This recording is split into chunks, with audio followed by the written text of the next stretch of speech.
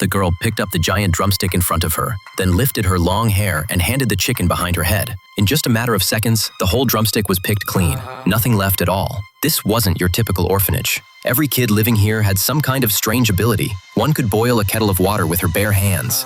Another could make food grow bigger just by touching it. There was even a girl so light she could float, and the moment she took off her custom-made iron shoes, she would literally fly into the air. They all lived together in a castle frozen in time, a time loop that endlessly repeated the same day, September 3rd, 1943. These kids never grew up, but they also couldn't step into the real world. That is, until a boy named Bud showed up in 2016, and everything started to change. One day, Bud suddenly got a call from his grandpa, saying their home had been attacked by monsters. But by the time Bud got there, his grandpa was lying on the ground, barely breathing. His eyes had been taken out. With his last breath, Grandpa told Bud, "Go to that island I always talked about. Go back to September 3rd, 1943. Find Miss Peregrine at the castle. She'll tell you the truth about everything." And with that, his grandpa closed his eyes forever. Determined to find out what happened, Bud set off with the old photo Grandpa had left behind. Eventually, he reached the island, only to find the orphanage completely in ruins. The locals told him the castle had been destroyed in 1943 by German fighter planes.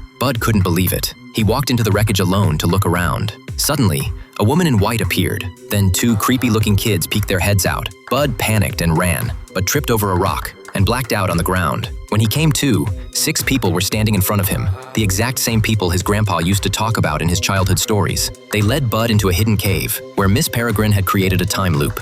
Step through it, and you'd be back in 1943. Bud finally stepped into that strange yet familiar castle and met Miss Peregrine with his own eyes, just like Grandpa had described. The next day, Bud asked her about what had really happened to his grandpa and told her about the terrifying monster he saw that night. But the moment she heard the word monster, Miss Peregrine's face changed. She looked scared and said nothing. Instead, she turned and walked away. Bud knew something was off. She was clearly hiding something. So he went to Emma, the girl who could control air. Emma brought him to a deserted rocky beach. Then the two of them got on a boat and headed into the middle of the sea. Right there, Emma took off her clothes and dove straight into the water. Bud didn't hesitate. He jumped in right after her.